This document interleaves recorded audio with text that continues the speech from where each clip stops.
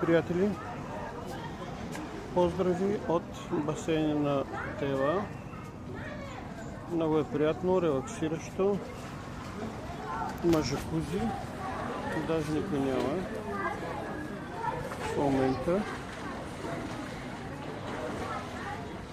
Днес покарахме малко колата, беше много топло, може би 45 градуса. Сега видях информация, че е достигнал рекорд 50 градуса.